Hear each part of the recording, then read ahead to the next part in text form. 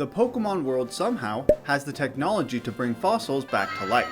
So naturally, they use this to make more fighting monsters. In this video, I will play through Fire Red using only the 3 Kanto fossils. The rules are simple, so let's jump right in with post-dead Pokemon.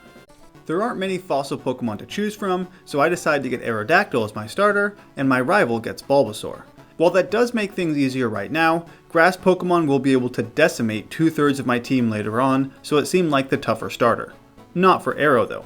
As soon as I get to Viridian City, after delivering a package, I immediately head to Route 22 to battle Drake again. Aerodactyl has barely leveled up at all, but even with the Pidgey Sand attacks, he easily comes out on top, even being several levels lower. But that's about to change thanks to the Viridian Forest. First, I randomized the encounter the old man finds here, and it was an Omastar. What are the chances? Probably 1 in 151. You know, just a random number. I'll eventually get one too, but not for a while. Viridian Forest is full of Pokemon that Aero can easily defeat thanks to Wing Attack. By the time I exit the forest, he is already level 11. To see how the Brock battle might go, I battle the gym trainer here, and his Geodude takes way too many hits. This does not bode well, but I'm already here, so let's give it a try with just Wing Attack. Thanks to Defense Curl, this Geodude takes even longer than the other one. He eventually does die, but a single Rock Tomb crit from Onix, and Aero dies too. That wasn't unexpected, but I had hoped it would be somewhat closer. There's nothing to do now but to go back to the forest and train some more. After a couple more levels, Aero learns Bite at level 15. Now since Bite is based on special attack in this generation, it actually does a decent amount to Geodude, even though Aero's special attack is not great. 2 bites and this rock dies. Onix takes 3 hits, but even with a speed drop, 2, from Rock Tomb, Aero is too fast and we end up winning the first badge. As I'm heading through Mount Moon, I find 2 more wonderful fossils. The only problem is, this scientist wants to steal one from me, but I'm not about to let that happen. I take one, and then the other one. And rather than wait for them to be revived, here they are on my team right now. The only problem is, they're not that great. Omanyte specifically only has Constrict, a move with a whopping 10 base power. So until he learns a new move a few levels from now, this is going to be rough. It looks like I'm going to need some extra energy to get through this. Thankfully, Factor can give me the boost I need to keep training Pokemon for hours. When you purchase a box from Factor, you get chef-prepared meals delivered directly to your door, which are ready to eat in like 2 minutes, giving you even more time to Pokemon. And, compared to traditional takeout, not only is this cheaper and faster, it's much better for you, since they only use high-quality ingredients. They even have breakfast and snack options in case you get hungry between meals. And the menu changes every week, so you're not stuck just eating the same thing time and time again. There are plenty of foods to try. So go ahead and get 50% off your first Factor box and 20% off your next month of orders using my link. Click the awesome link in the description or scan the QR code with your phone now. Don't miss out on this awesome deal. And remember, not only do you get great food from Factor, but every purchase helps to support the channel so I can create more awesome videos like this one. Not wanting to train only against pathetic wild Pokemon, I head towards the Nugget Bridge and find Drake again. Neither Omanyte nor Kabuto are strong enough to defeat this bird, but at least they both get some experience.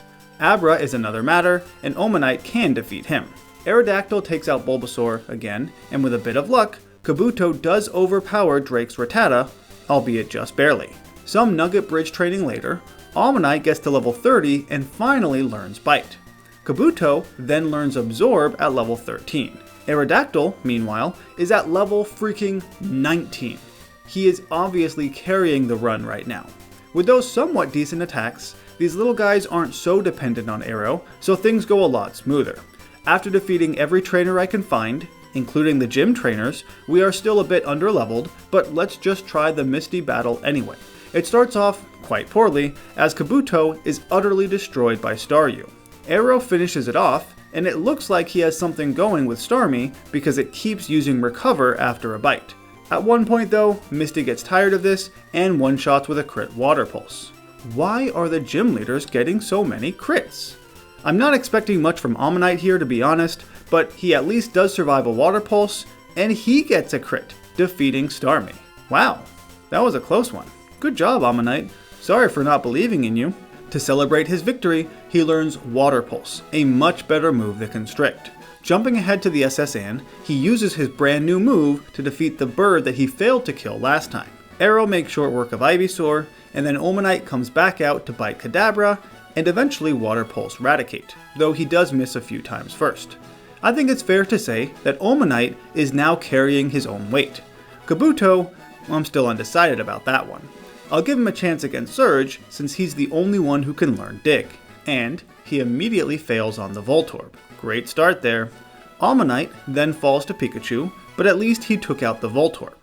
Arrow's bite is strong enough against Pikachu, but he is paralyzed, and it does so little against Raichu. Like, surprisingly so. Meaning that he promptly dies too. Rather than immediately try again, I instead head east to get everyone to level 23. It may only be a few levels, but hopefully it makes a difference. I also use the Rock Tomb TN on Arrow. I'm not a huge fan of the 80% accuracy, but I might need the speed drop on Raichu. This time, I start with Arrow, who bites his way through Surge's first 2 Pokemon, healing a paralysis. Rock Tomb does connect to lower Raichu's speed, so when Arrow falls, Kabuto outspeeds with a single Dig. Now I could have gotten 2 levels higher, and Kabuto and Ammonite would have learned Mudshot, but I didn't want to be higher than the Raichu, and it apparently wasn't necessary. Between Arrow, Water Pulse, and Absorb, Rock Tunnel is easy enough, though I do pause near the end, trying to decide who to teach Rock Slide to. I'm pretty sure it's going to be Kabuto, but I'm not 100%, so I'll come back later. First I head to the Pokemon Tower to defeat Drake. I try to start with Omanyte to Water Pulse Pidgeotto, but Drake swaps to Ivysaur, who would absolutely destroy that Water Rock Pokemon. Fine, Arrow can do it again.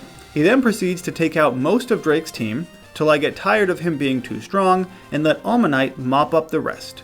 Looks like the days of relying on Arrow aren't quite over. After all, the next gym is Grass type.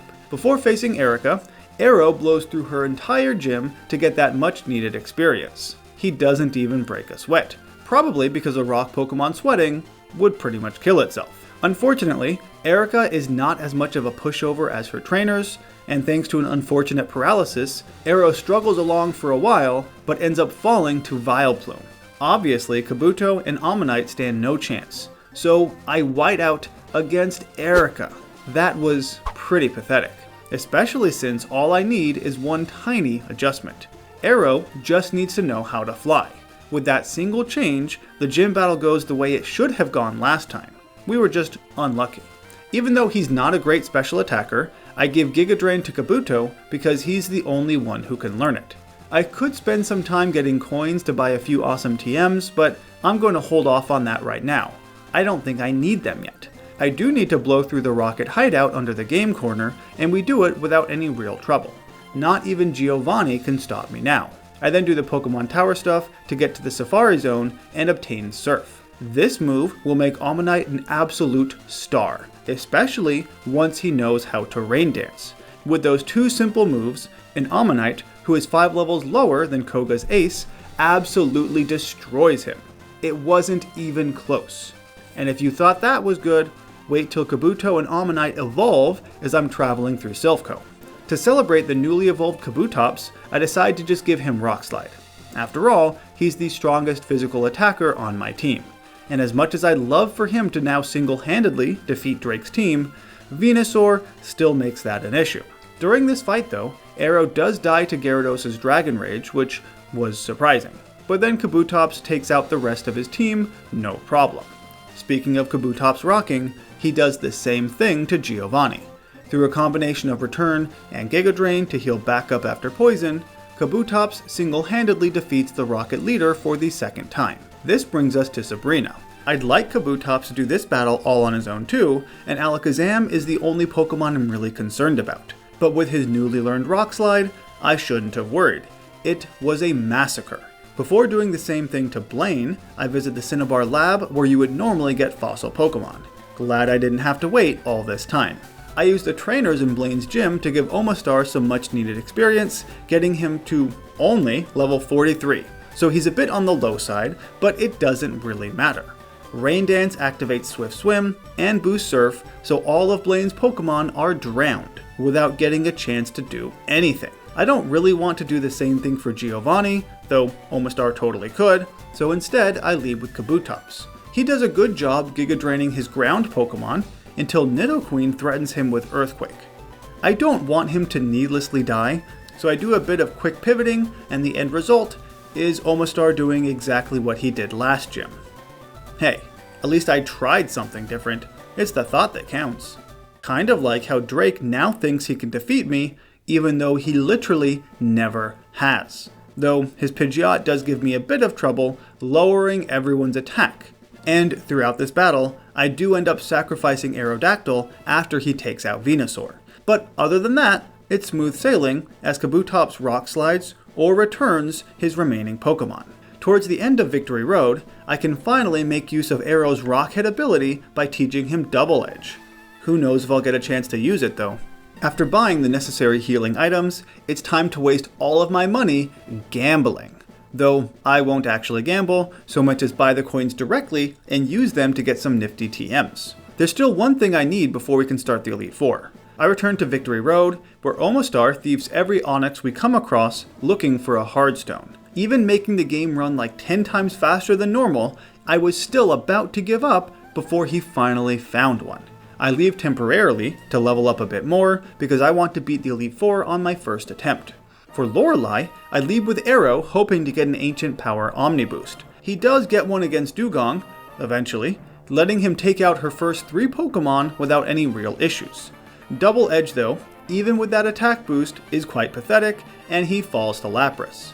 Kabutops revenges his fallen comrade, and then, in conjunction with Omastar, defeats Slowbro too, after some pivoting because of a yawn. For Bruno, I, again, lead with Arrow. He does really well, earthquaking the Onixes and flying the fighting Pokemon, but because of a scary face from a champ, he gets slowed down and ultimately can't solo this trainer, so he dies on the very last Pokemon. But Omastar can come out to finish it up.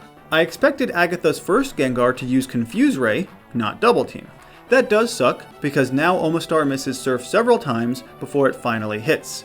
Golbat is also knocked out, but because of that stalling at the beginning, the rain has now ended, so Haunter outspeeds and proceeds to put my entire team to sleep. That's really unfair. Arrow eventually snaps out of it, but then dies to Arbok anyway. He is not having a great time here. Omastar doesn't do all that much to help, but Kabutops can defeat Agatha no problem. And let's bring Arrow back to life yet again. Can he survive the next battle? I doubt it, because I plan on sacking him, but maybe he'll get an Omni Boost against Gyarados. He eventually does, with his very last Ancient Power, which means he now dies against a fellow Arrow of all things. Oh, and he gets the boost right away? That's not fair. Kabutops still rock slides that fake dragon, and then unveils his secret move, Blizzard. He is paralyzed, but still takes out the first Dragonair before succumbing to the second. In preparation for Dragonite outspeeding Omastar, he uses Rain Dance before Ice Beaming Dragonair, and then Dragonite too. That was actually pretty close, all things considered. We're making good progress here, but the game's not over until Drake has been defeated. This time, I lead with Omastar to Ice Beam Pidgeot, and this baits out Rhydon, who is surfed.